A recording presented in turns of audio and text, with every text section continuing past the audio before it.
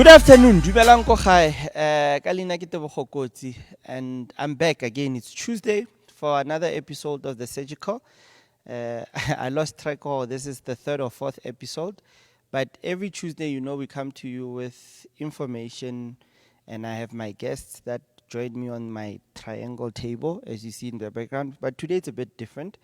Our chat is going to be more chilled and settled. We're going to be talking more business, economic development, the effects of COVID, and other things. And today I have a very good friend of mine. I always invite my friends. I have a friend of mine that I went to school with. We went to both primary and high school.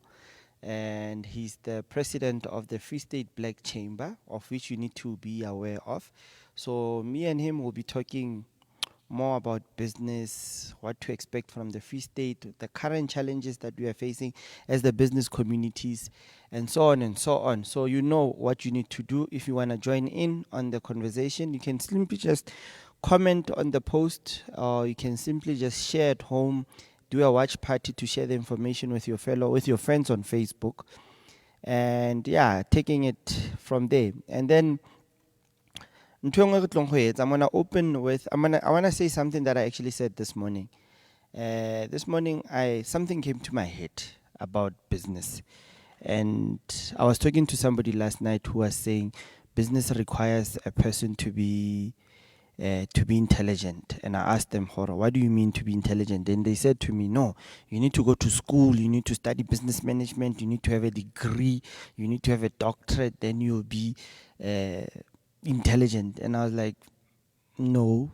So this morning I went on Facebook and I posted something that was quite interesting, where I said your intellectual capacity is not measured by the way you articulate some words, but it's measured with how you broaden or stretch your mindset.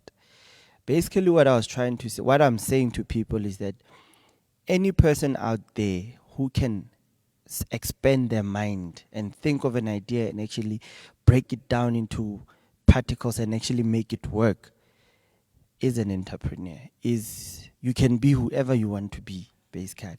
So without wasting time, I'm gonna welcome my guest, Mr. Laki Mutsamai, my fellow prepnerier. Sure, Debs.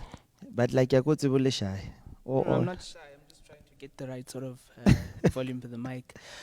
Just a correction. I'm the CEO of the Free State Black Business Chamber. Yeah, the president is Ntate Regimutsi. Point of correction. He's the CEO, the Chief Executive Officer. He will tell you what the CEO does. So without wasting time, what is the Free State Black Chamber all The Free about? State Black Business Chamber is actually a NPO of organized black business in the Free State. So our job is to mobilize black business within the province and to make sure that there's different sort of programs that we run in order to make sure that black business develops within the province. So some of those programs would be like capacity development programs, which should be like programs that assist businesses with knowing how to navigate through the different business environments. Some people struggle with knowing how to comply with issues like SARS.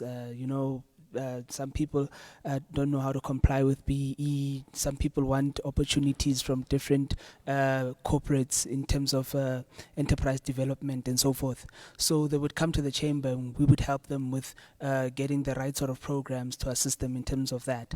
The other programs are programs like market linkage programs, where we try and make sure, because especially now, having been hit by the COVID, you would see that a lot of businesses are still there, but they're struggling with accessing market. So you'd need to physically link businesses to businesses, so that they can operate and make some turnover and grow their businesses. And some of the projects are projects that are more tailor-made for the entrepreneur and for the entrepreneur to grow themselves, so that would be like empowerment sessions, that would be like your seminars and so forth. So those are the programs that we run and we focus on within the Free State Black Business Chamber. That's very interesting. And the chamber, how many members does it have?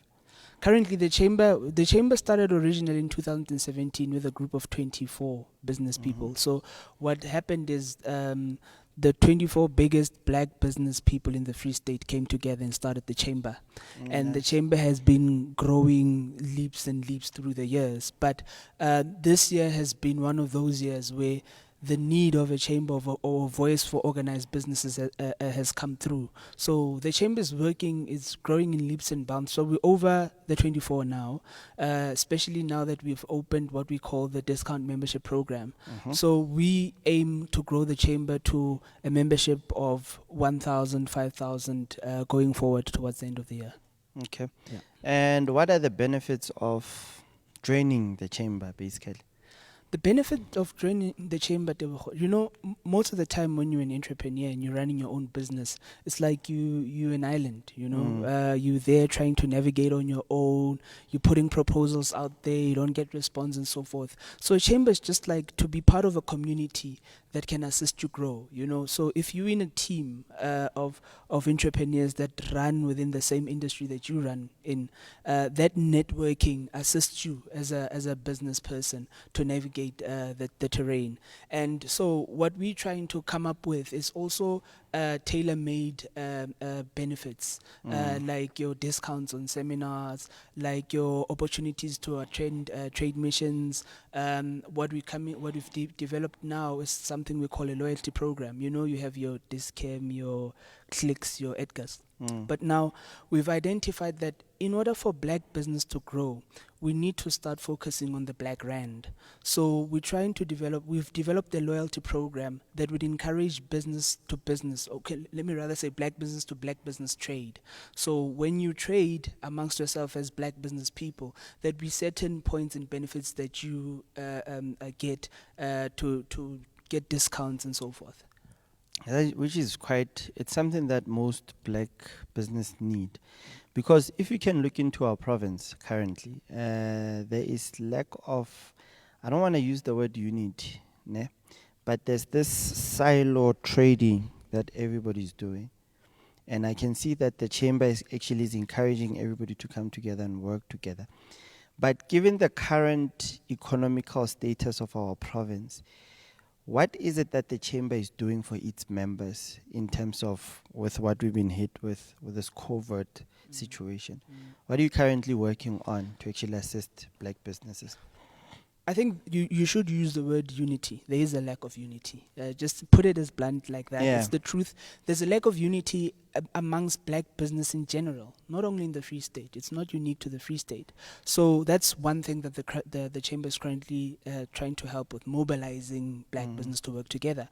And with regards to COVID, the wonderful thing that happened, it was us as different chambers. So it would be the Free State Black Business Chamber, it would be your NAFCOX and your youth chambers of the province, coming together under an umbrella of organized business and engaging with government, with especially the Department of Economic Development, to try and say to the department, what is it that we can assist with, because our people on the ground are suffering in terms of accessing these relief funds, accessing different incentives in terms of assisting them to navigate the COVID time. So we've assisted our members with regards to basically information, how to get access to these grants, what grants are there, your UIFs, how to apply for UIF, if there's an issue with your UIF, how to backtrack and follow the process. So that's basically what's been keeping us busy.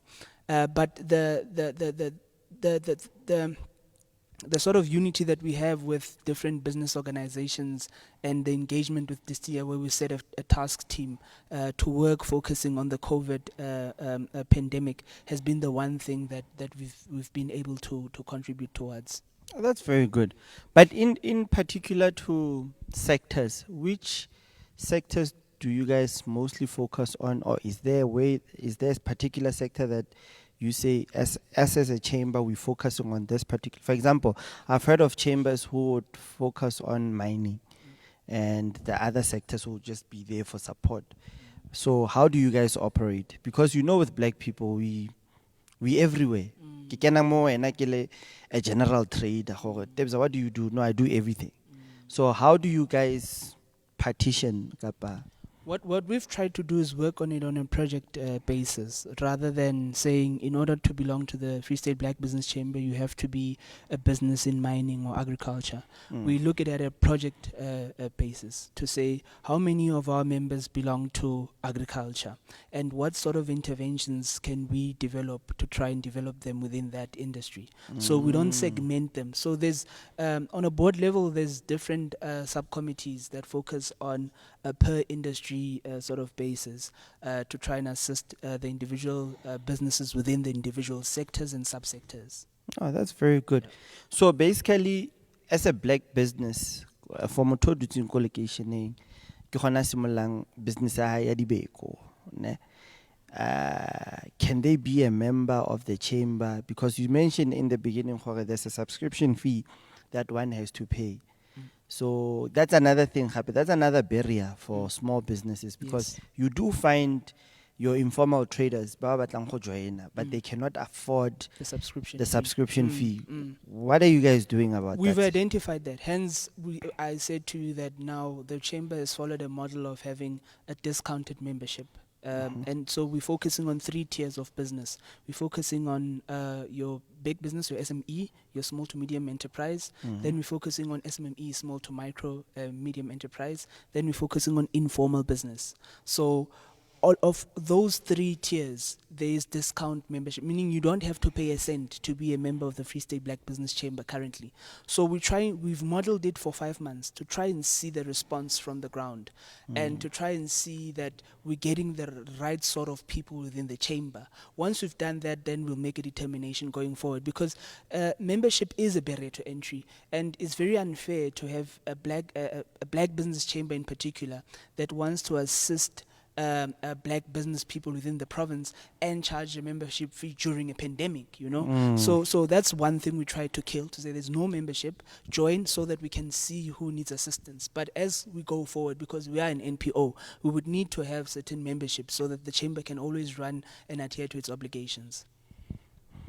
I like it when black people come together being organized, because at the end of the day, we need such unity to actually take us forward. But the other day, I saw the taxi industry. They were complaining about the price due to the fact that petrol has risen. From a chamber's point, what would you advise as a taxi owner? Yeah, the type of advice that you want. Because I'm thinking, here I am, I'm a taxi owner, and I have to price, and the commuters come, they don't have money. What can the chamber do for the taxi industry? The reason why I'm asking you this question is because I want to bring in the taxi associations, and I want to have a conversation with them regarding the price hiking. But I want a solution. If talk to based on, you understand? What is it that the chamber can do for the industry? Look, Debza, you put it out right. That's one thing that I was looking at as well, because it's prime news. The contestation with that is that the taxi industry wants to increase pricing at more than what the normal people can afford. The 173% increase in price. It's a lot. Yeah. So the Competition Commission has already looked at the taxi industry in terms of how it should be a viable transport model for South Africa in a formalized economy. Because most business owners, but taxis are not registered. They're not formal. True. Basically you have a taxi, you have your license, and you start operating. And they operate in cash. And they operate in cash. So the Competition Commission looked at that, and it made a couple of recommendations to say, but because the taxi industry in South Africa takes around about 60 to 70% of commuters in South Africa, they must be subsidized, just like your guys in the formal industries are subsidized. So because that subsidy has not come into effect yet, and the taxi industry is hit hard by the COVID crisis, I also support their call to increase prices. But the way or the margins that they must increase price within must be margins that are fair. So echoing the statement of the Minister of Transport saying that, yes, I don't mind it, but it should be within the bandwidth, because now is bad. There's increased unemployment because of the crisis. Fuel is going to increase. Possibly that's going to lead to inflation. That's why you see the Reserve Bank cutting interest rates. That's to mitigate the increase in inflation. So in order for us not to get into a very serious calamity, we need to work within the margins that work. So a study has to be made to say what would be the viable price that the taxi industry can go to that would not hamper or not put into the negative people that are already suffering. So, yeah. Because now, when you speak about inflation, every time I invite a guest to my show, I try and simplify terminology as best as possible because I want even the simplest person to actually understand. Inflation, it's when prices increase. Yes. It's when the economy actually is put under pressure for the prices to increase. Basically, it's the general increase in the price levels within the country within a particular time. So the general price increase within GDP. So that's inflation. Don't you think it would be advisable for the chamber to actually start engaging, for example, with the taxi industry and start educating them in terms of formalizing? Because as you can recall, 1994 coming forward, government has been trying its best to formalize the taxi industry, of which the owners, they don't want to listen to that particular situation. So don't you have a mechanic that maybe you guys can actually use as a chamber? When you said you'll be bringing them through to talk to them, I got excited. It's a Because I step really do want to speak to them, The one thing we have as an advantage is our chairperson, Dr. Reggie, he's been involved in the taxi industry for years, at the highest level, Santako. So he's also able to give guidance in terms of, the modalities of the taxi industry. Because one would ask you, if you want the taxi industry to formalize, why should it formalize? True. What's wrong with the way they're running? And if they formalize, what's the advantage? So you have to look at such things and then have the determination to say, for example, a guy who owns 5 taxis should formalize because then he's running an enterprise that has a turnover of a certain amount that pays tax to a certain amount, and But a guy who has 4 + 1, why should he formalize? So you look at such things, and then you would then be able to give informed sort of advice or recommendation.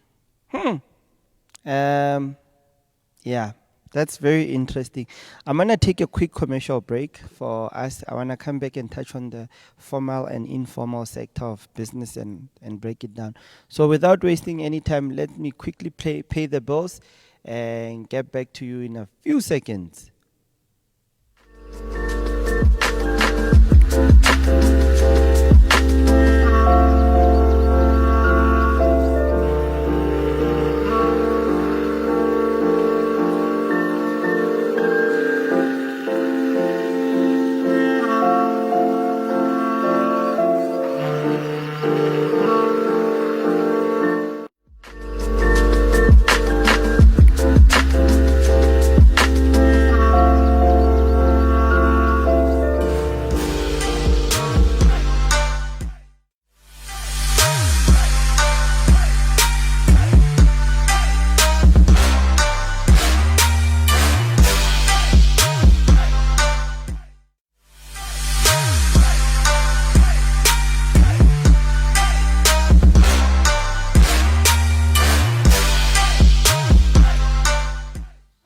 Welcome.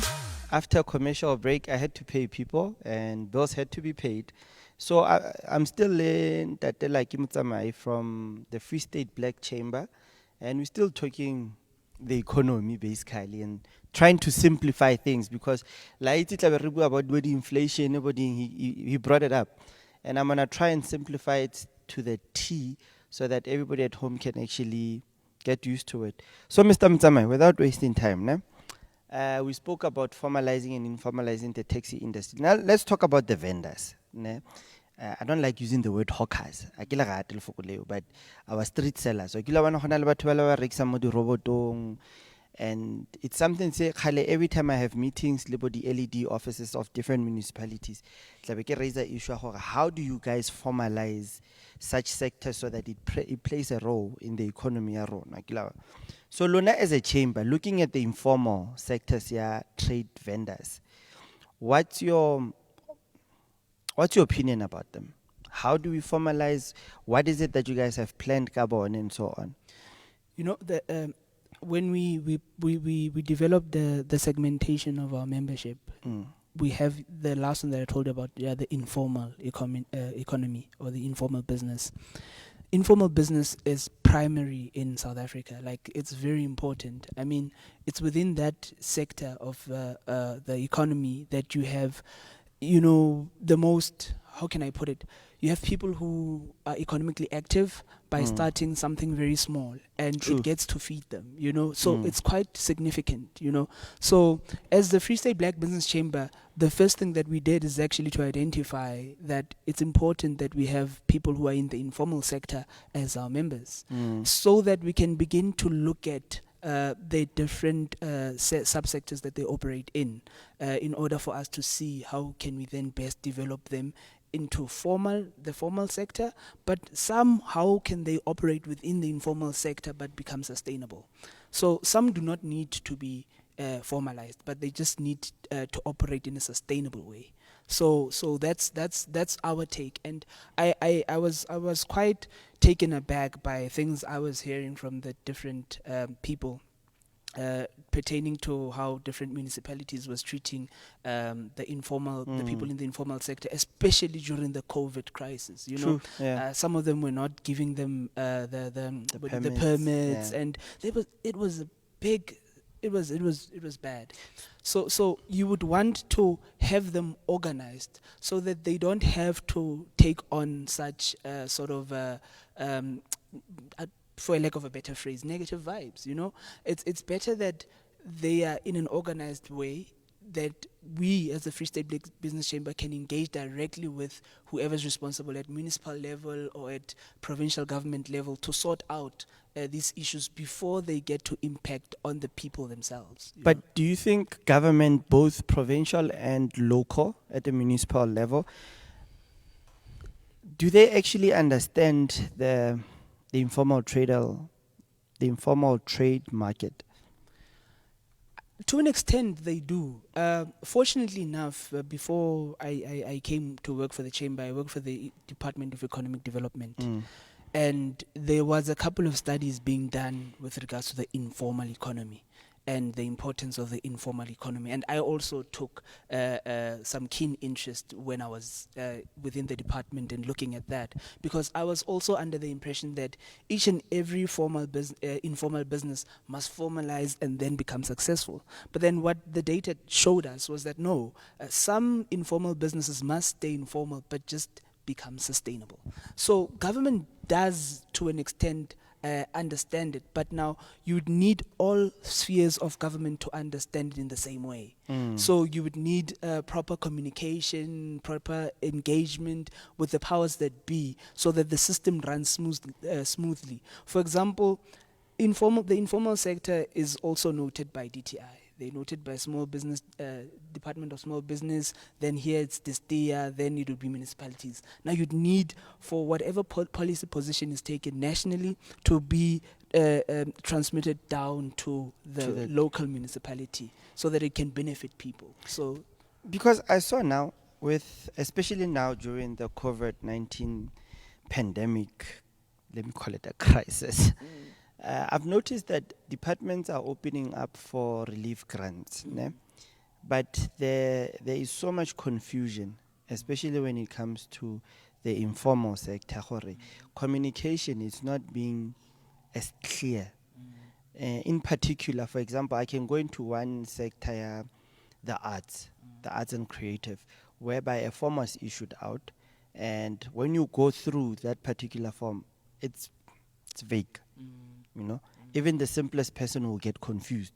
Imagine a person who's been in business for a very long time gets confused by the form because of there's so much repetition, there's so much unnecessary information, and people, the next thing when you get you're supposed to qualify for a grant, you don't get that grant, you are being disqualified based on you didn't have your tax clearance, you didn't have So, like, no, and I saw that the department wants to do, they called out for relief grants for informal settlers, especially tax shop owners, saying compliance. How important is compliance?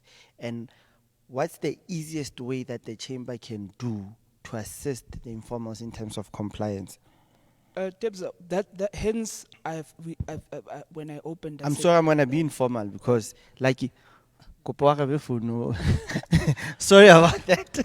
What I said is that capacity development is important, and capacity talks to compliance, and that's where you find the biggest gap in terms of compliance in the informal sector, because people do not understand. They're not capacitated to the level where they understand that they have to comply to certain prescripts or to certain legislation. So that was actually something that we saw with these relief grants for COVID, where people could not even find expression within the form itself, you know. So that's why a business chamber is important, because in a business chamber you can then get to articulate the message within a controlled grouping of people, make sure that they have input or questions, and then you give feedback.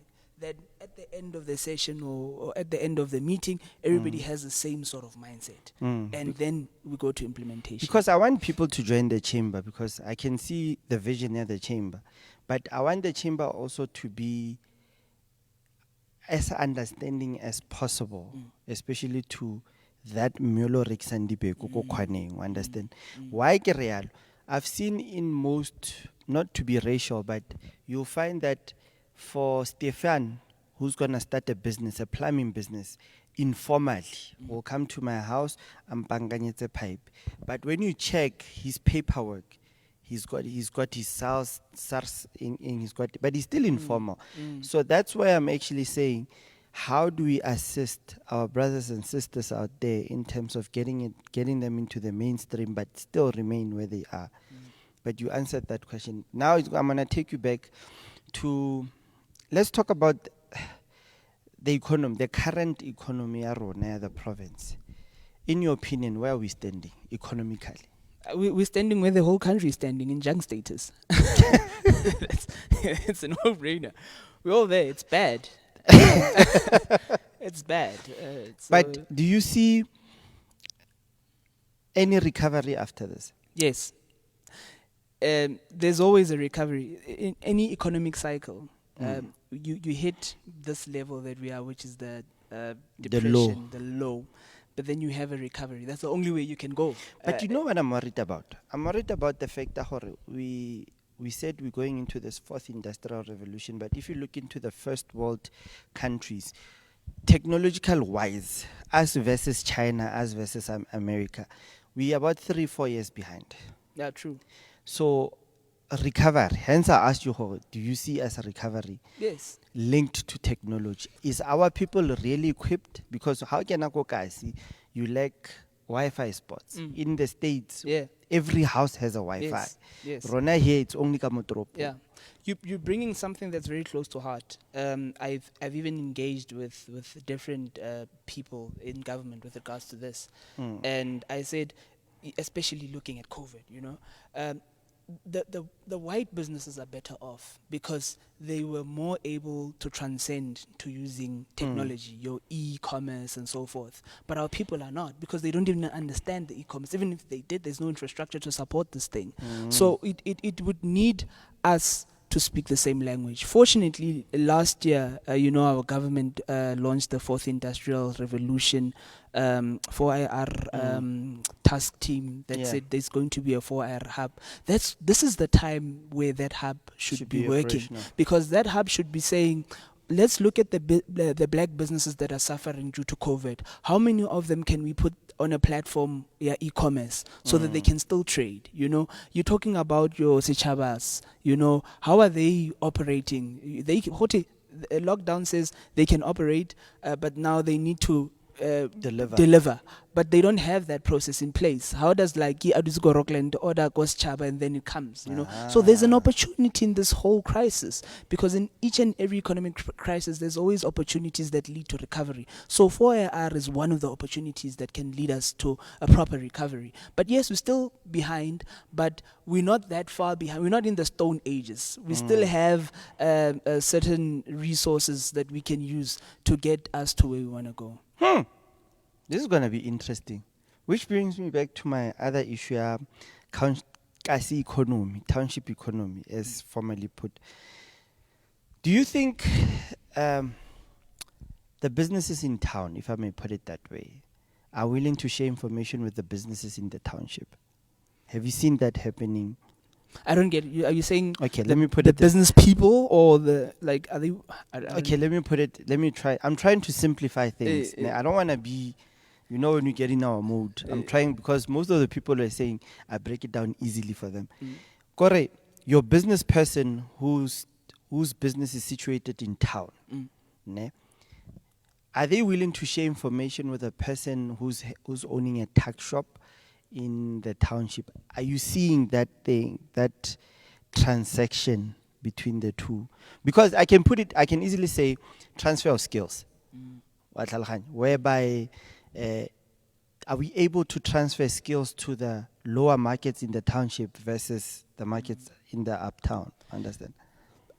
Are you referring to black people? Black people, to be specific. It's within our nature. If you're referring to black people, it's within our nature.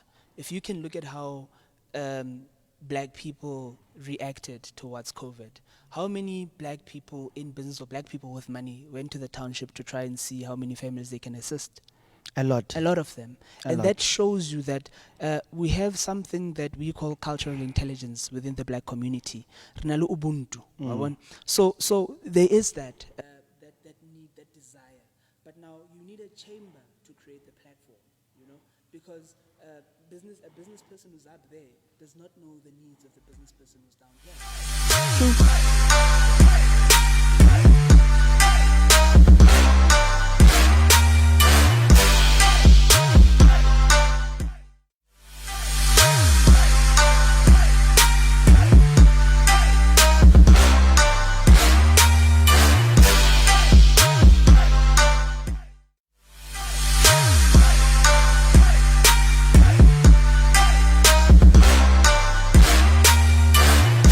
In this situation, how does the chamber get to reach our people? Because now in town, I know you can send me a message on any platform. I'll be able to reach you. But how does a person who's an informal trader get to reach the chamber itself? How does a person who's an informal person get any information? Radio. So Tebza. Us being here is giving a guy wakokasi information or a lady wakokasi information. So we need to be on as many of these platforms to talk to our people as possible, you know, so that they get information and they come to us and they gravitate towards the chamber and its vision. And we work all under this one umbrella to attain that vision. Well said. We back as a Facebook over the chamber. But that's how I want our people to actually understand. Because right now, my challenge is to actually assist in terms of formalizing the taxi industries and formalizing your dibeko. Because there was a lady that I was talking to, she wants to franchise dibeko tsa gage. And ke be ke ipotsa ke le one, okay, how do you franchise dibeko? But we're forgetting one thing. Kentucky Fried started his chicken and he actually formally copyrighted the recipe itself. So meaning it can actually work for it. So I want such organizations like your chamber to actually assist people. But tell me something. How's your relationship between you and the Free State provincial government? How is it in bed? It's a cool relationship. I can talk to any government official, any MEC. I can talk to the premier, from the Free State Black Business Chamber side and say, look, this is what we're doing. Can you assist? We want to speak with you. And the doors are always open.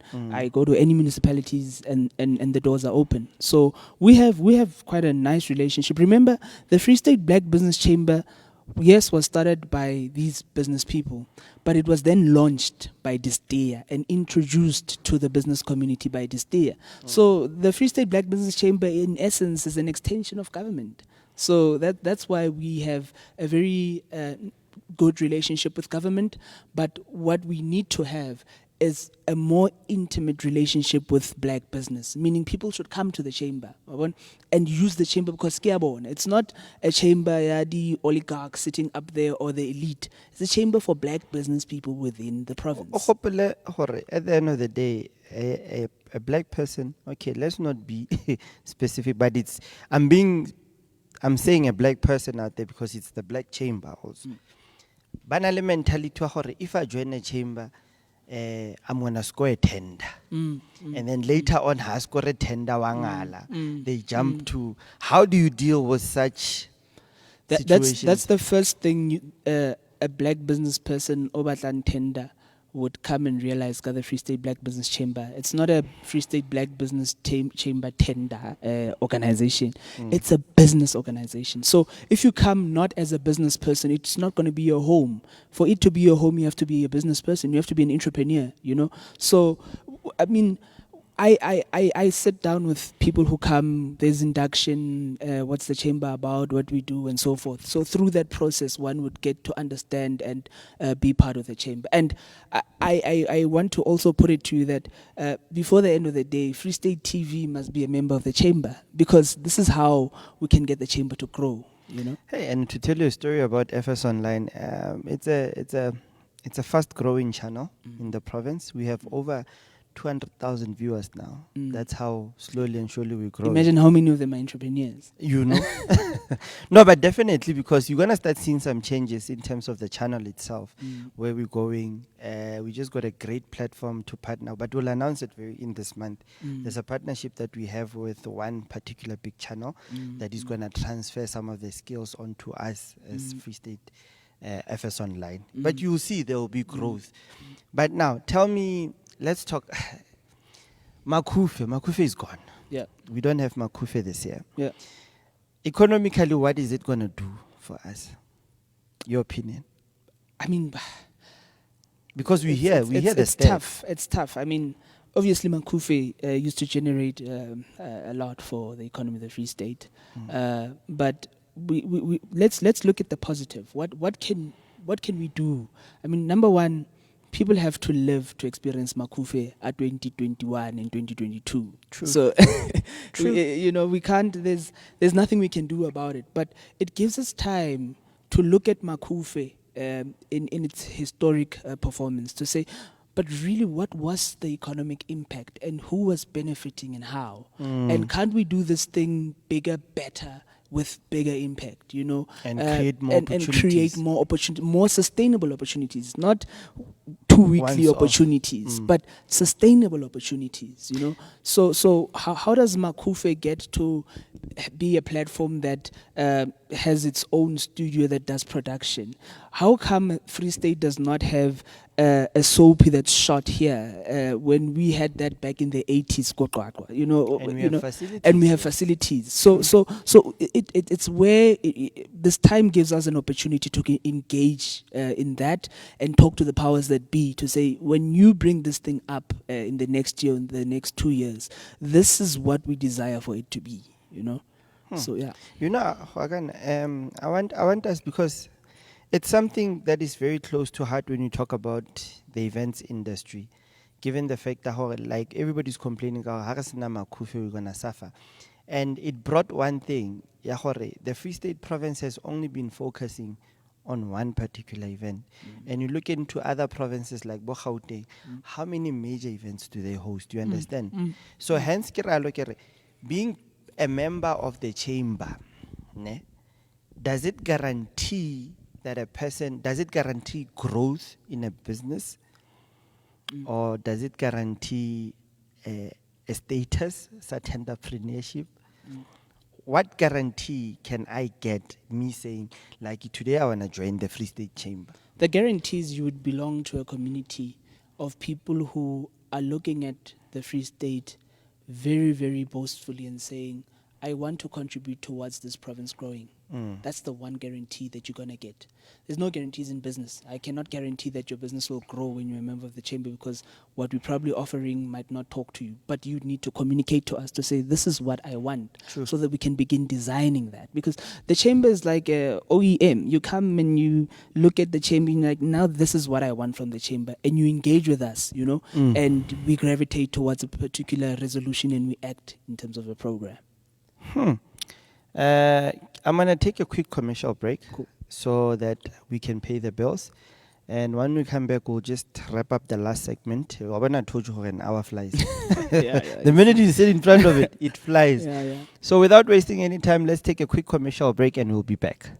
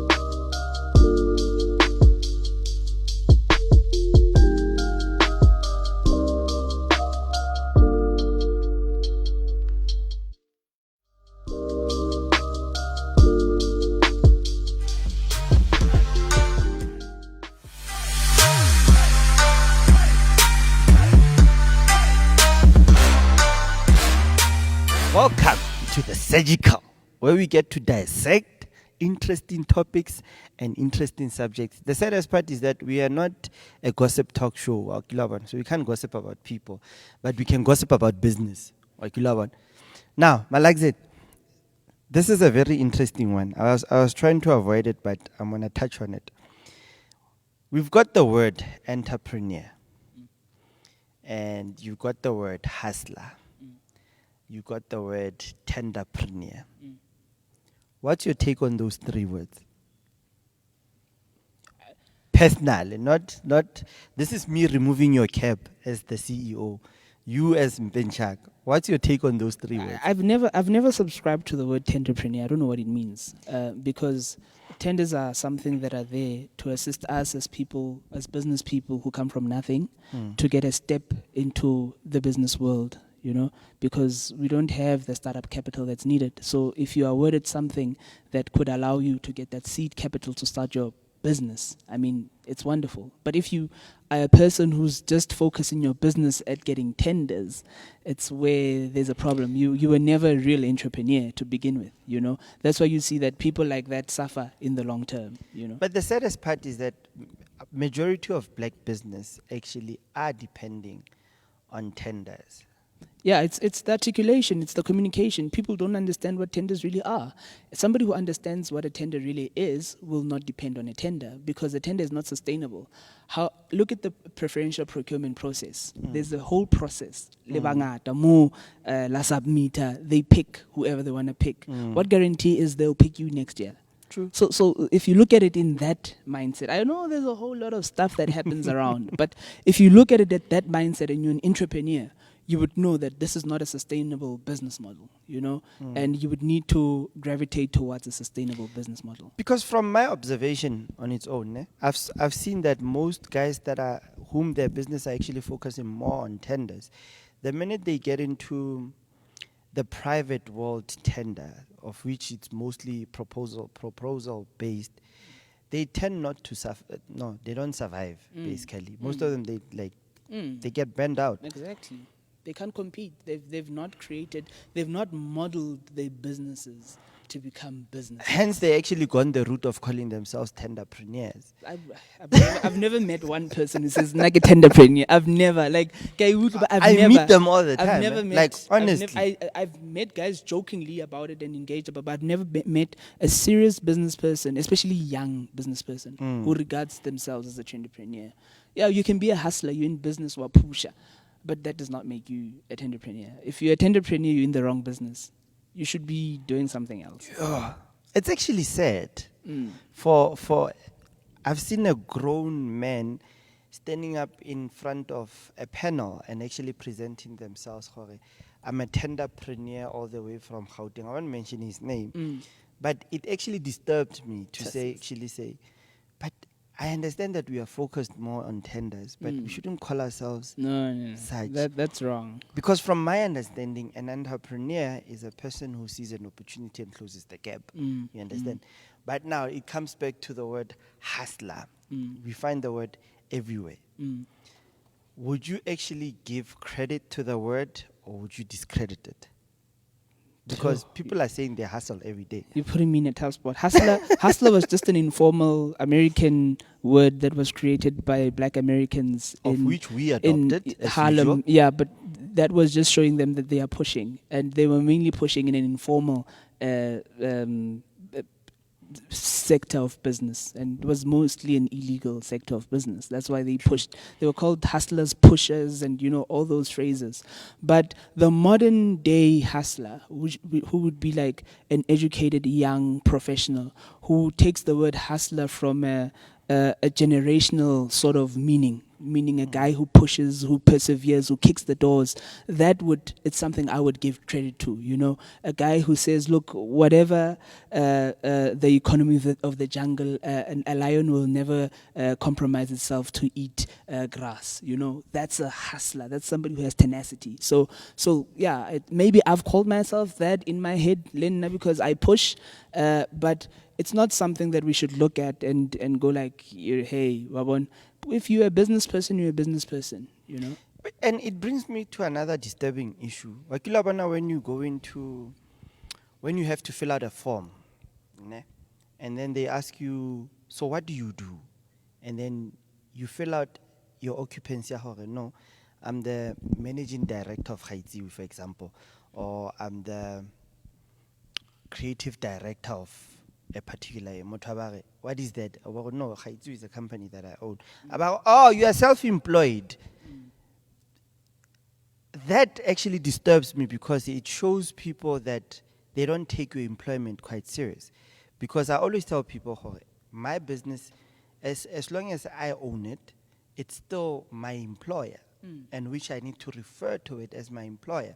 Because I can easily go and say, I'm the managing director of Haiti. I've been hired by this company to do that.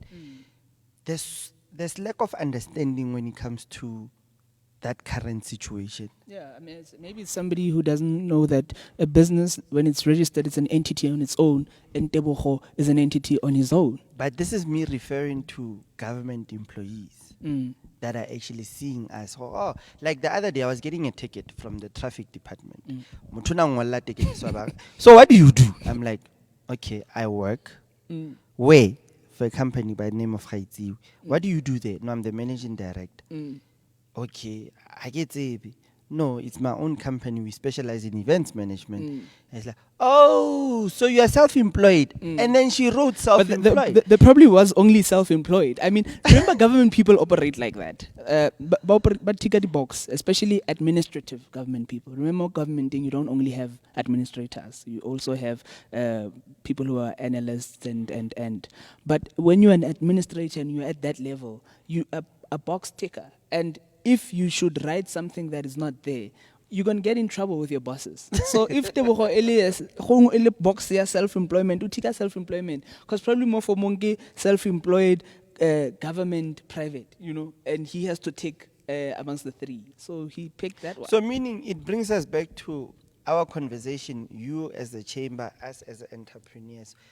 There's something that we need to rectify. We need to rectify the lack of understanding when it comes to business. Because I've noticed that, for example, you'll find an entity like CEDA or NYDA. They'll be hiring people who don't have the skills in terms of the business skills. And then they have a tick box which they need to tick. And the application but application qualifies, but based on the tick box, it gets disqualified. Your take about the AI, they're just telling us, oh, we left with 10 minutes. Yeah, yeah. Look, Debs, as business people, okay. One thing is the chamber is run by business people. I'm a business Perfect. person in my own capacity. Yeah, So, and that I I work know. for the chamber, and the board members are business people. So this is a community of business people for business people. So it's up to us as business people to tell our own story. Wabon. But remember, not everybody out there subscribes to this environment ya rona batho ba business. If you remember, even back then, when you were a young person only in business, you were looked at very weirdly. My late mom could never understand what I do for a living. She could never. She would put me down. Go to skolo, go to skolo, go to university. O batla go dirang. Then I tell them blah blah blah. And you know what? Ha ka utlwa o itseng, but I can see the passion in your eyes, and I support you. So that's some of the relationships we have as business people with people out there. We are the weird bunch, and unfortunately it would remain like that until because so yeah. And it's sad. Not really. It's not really sad. But no, it's If sad. everybody was an entrepreneur, who would work for you? But imagine, no, but look, I understand your point, but look at it this way. Everybody nowadays, they're entrepreneurs. You go on Facebook, you see young girls selling weaves. You see people that are employed 9 to 5. I can tell you about my wife. My wife, she's got her own side business that she does, but she's currently employed. So hence, everybody is an entrepreneur. But it's sad when somebody who's sitting on the other end doesn't recognize you. You know what, Debza? Everybody must not be an entrepreneur, but must be an intrapreneur with an I. Oh. If everybody's an entrepreneur, then you would say that you want to see people, even in government, wherever, working like these organizations mean something to them and they want to push the vision of the organization. Those are the people that we want. And that would be sad if we don't see people like that, because we would have a problem and you talk with somebody who doesn't have a passion for business. I mean, Thank you. really. So you need entrepreneurs that really care about what the organizations represent and the vision they want to attain. So there's entrepreneur with an I, and there's entrepreneur. Entrepreneurs. Yeah, Americans call it entrepreneurs with an E. But before we confuse people, explain the two. The E one is the American one. I get. Yeah, the E one is a business person. It's a business. Basically, Okay. And an entrepreneur is somebody who has the same sort of characteristics but are employed or work within a certain organization. Just in layman terms. So I can, for example, I can be a government employee, and then I can have my side business of Horekisa Dikoko, and I'm passionate about chicken farming. When you get into that phase, more inside business, you're an entrepreneur with the E. With the E. But if you work for the organization, but the passion and the dedication that you have for that organization is with an I. For example, there's one book I'm reading now, Yanda Tem Tetonyati, who's now the CEO of Altron. We will be having a webinar with him on the 9th of July. I advise people, once we've advertised it, to come RSVP, because when you read his book, he's an entrepreneur. Each and every company that he's worked for, he's gone in and said, I'm giving my life for this company and I want to see this company grow, And this is the problem that young people don't have in organizations right now. And I've had it in my own company. You've probably had it where you hire a young person and they are just there for being there, But they don't have that thing, I'm in an environment where I can show my talent and grow this company that when I leave one day, I can go somewhere beyond, So, yeah. You see, educational. Now we're teaching people. There's entrepreneur and there's entrepreneur. And we lack the entrepreneurs a lot. Now, remember last year, June month, we had that breakfast session with the Premier. Yeah.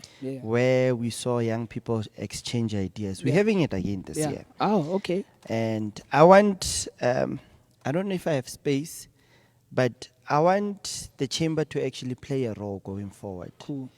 Because every year, I was sitting down with the Premier at some point, and I was saying to her, we need to involve as many young people as best as possible. I was heartbroken by that session last year. I was invited in my capacity as an entrepreneur. You know, and now I'm a farmer. I've been farming for 5 years. You know, and we have an institution here, agriculture, where we teach people how to farm and agriculture.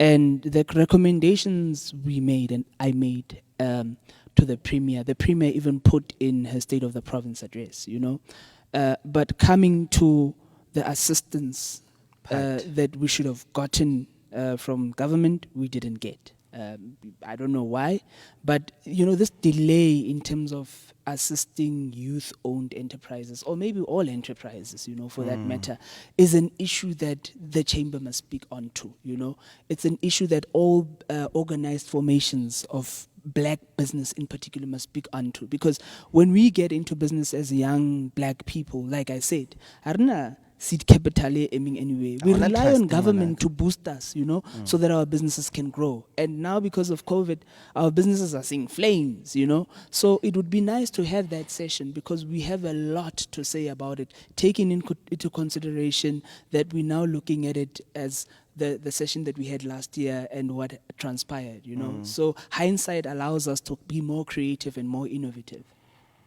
Because this year the aim is to actually do it. We're going virtual as usual. And I actually want to extend the invitation to the chamber, whereby I want to invite you as a chamber and maybe 2 or 3 of your members to actually join in the conversation, whereby I want us to discuss going forward. The topic for that day is economic resuscitation of our province going forward post-COVID. How we can actually start working towards rebuilding of small businesses and big businesses. Also emphasize on the part, the assistance part, because you're not the only person who's raising issue. We did put in our input, everybody put in their input, but there was lack of agency when it came to importance. And some of the inputs that were brought onto the table were quite good to that extent that they could have created so many jobs and assisted so many businesses, but the lack of but hence I'm saying that the chamber could help that thing. You know, the chamber could help by taking that grouping and taking that those recommendations and making the follow up. This is what the chamber must do on a daily basis, you know. And when one is operating on the level of the chamber, you're not operating for yourself as hey no. You're operating for everybody. You have to serve everybody. I'm employed, go to the chamber, I get a salary. So I have to do my job and represent your company, you know, so and in turn Linna, my company, would be expressed. You would find expression in that. So I mean, it's something that we really need to do. It's going to be lit this year. But you know what? Now I see COVID as COVID. I pronounce it wrong. I don't need that. I got some character from a movie. So now going forward, this is what I see. I see us as a way of restarting things from scratch. We left with 2 minutes, and I want to wrap it up. But going forward, you as the chamber, what would you encourage young entrepreneurs out there, since we've been placed in a situation where we have to press a reset button of our lives? What would you encourage to a young entrepreneur or somebody who wants to go into business? Get on Facebook, inbox us at Free State Black Business Chamber, get our application form, join the chamber. Then once we are organized, we can come with those programs. That's the one thing. Let's try and get organized first. The first thing is for us to get organized. Once we're organized, then we'll be able to solve the problems that we have or the barriers that we're facing. And you're not promising any tenders? No, I'm not promising. There's no tenders. No tenders. Not even one or half. So, ladies and gentlemen, we have come to the end of our show, the Surgical. And I know I promised you last week, we're going to touch on tenderpreneurship and the sex industry. And my colleagues at the sex industry, within the sex industries, they didn't want to come, because people think when I speak sex industry, I'm talking about prostitution or what. And there's actually multiple sectors within that sector that I wanted to touch on, which is some are affected, some have seen thrives in profits. For example, the condom industry has they made a huge A amount killing. of they I made can a killing. imagine. So I wanted to dissect that particular sector, but we'll let it go. Since I'm hearing whistles, without wasting any time, we've come to the end, and I'm gonna wrap it up and simply say to you guys, look, there's no stupid idea.